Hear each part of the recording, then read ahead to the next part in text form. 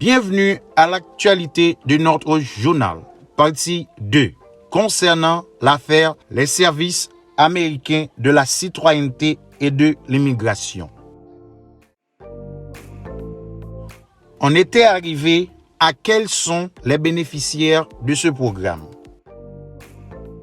Alors, pour être considéré comme étant bénéficiaire de ce programme, il faut être soit un ressortissant de Cuba, d'Haïti, du Nicaragua ou du Venezuela, ou un membre de sa famille immédiate de n'importe quelle nationalité, qui se trouve en dehors des États-Unis et qui peut être considéré pour une libération conditionnelle dans le cadre de ces processus. Maintenant, quand on parle des membres de la famille immédiate, c'est quoi? Les membres de la famille immédiate de toute nationalité dans ces processus comprennent un époux ou conjoint de fait et un enfant non marié de moins de 21 ans. Mais si un enfant a moins de 18 ans, il doit se faire accompagner avec un parent ou un tuteur légal pour pouvoir utiliser cette procédure. Maintenant, qui peut être considéré pour une autorisation de voyage préalable. Afin d'être éligible pour demander et finalement être considéré pour une autorisation préalable de voyager aux États-Unis, pour demander aussi une libération conditionnelle dans le cadre de ces processus, les bénéficiaires doivent être en dehors des États-Unis, être ressortissants de Cuba, d'Haïti, du Nicaragua ou du Venezuela, ou être un membre de la famille immédiate, époux, conjoint de fait, ou enfant non marié de moins de 21 ans, comme on vient de le dire, qui voyage avec un Cubain, Haïtien, Nicaraguayen ou Vénézuélien éligible. Il faut avoir aussi un supporteur basé aux États-Unis qui a déposé un formulaire 1-134A en son nom que l'USCIS a vérifié et confirmé. Bien évidemment, il faut avoir un passeport non expiré valable pour les voyages internationaux.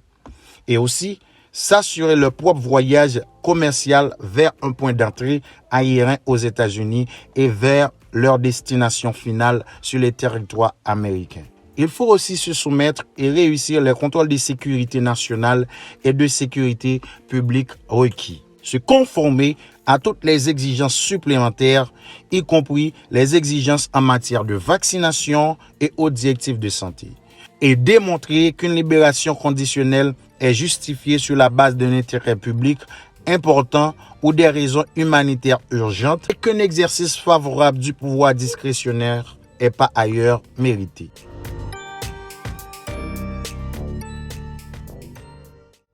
Mais il faut dire aussi, vous pouvez être un bénéficiaire potentiel et ne peut être pas admissible à une autorisation préalable de voyager aux États-Unis. Si vous êtes une personne qui ne réussit pas les vérifications de sécurité nationale et de sécurité publique ou est autrement considéré comme ne méritant pas un exercice favorable du pouvoir discrétionnaire.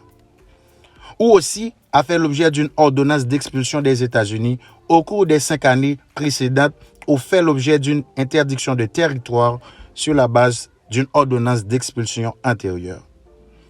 Ou bien a traversé irrégulièrement les États-Unis entre les points d'entrée après la date à laquelle le processus a été annoncé, à l'exception des personnes autorisées à un seul cas de départ volontaire.